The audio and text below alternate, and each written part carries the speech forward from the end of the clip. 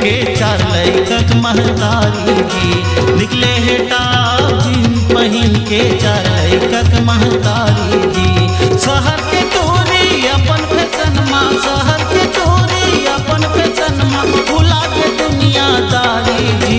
निकले हे top gene पहिन के चार लैकक महतारी जी। निकले हे टाप जीन पहिन के चार लैकक महतारी जी। शहर के टोरी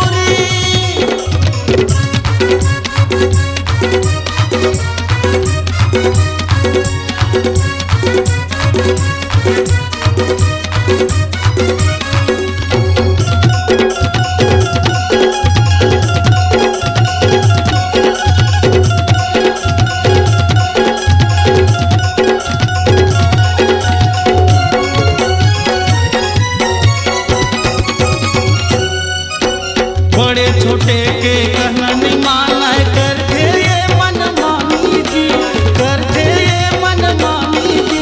कते के बर जाओ ये गोरीला होते मोरो बदनामी जी।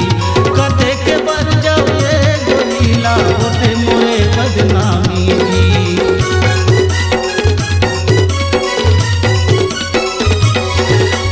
बड़े छोटे के कहना नहीं माना है, करते ये मन मानी जी, करते ये मन मानी जी। कते के बर जाओ ये गोरीला होते मोरे बदनामी जी। कते के बर जाओ ये गोरीला होते मोरे बदनामी जी। ऊंचा सैंडल लगा के रे भैया, ऊंचा सैंडल लगा के रे भैया, निकले है बारा मोहल्ला जी। निकले हे टाप जीन पहिन के चार लैकक महतारी जी। निकले हे टाप जीन पहिन के चार लैकक महतारी जी।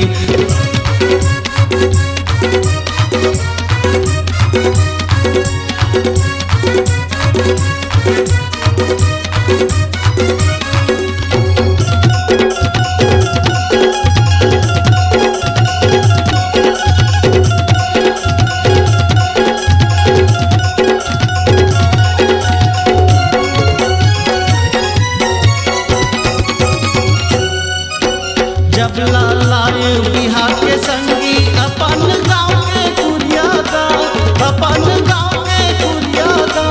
सासे ससुर के कहनन माने रही थे दुरिया दुरिया गा।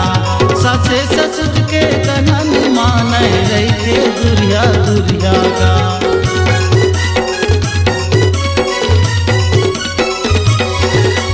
जब लाए बिहार के संगी अपन गाँव के कुरिया गा, अपन गाँव के कुरिया गा। सासे ससुर के कहनन माने रही थे दुरिया दुरिया गा। सासे ससुर के कहनन माने रही थे दुरिया दुरिया गा। हेयर स्टाइल महफी कटा के,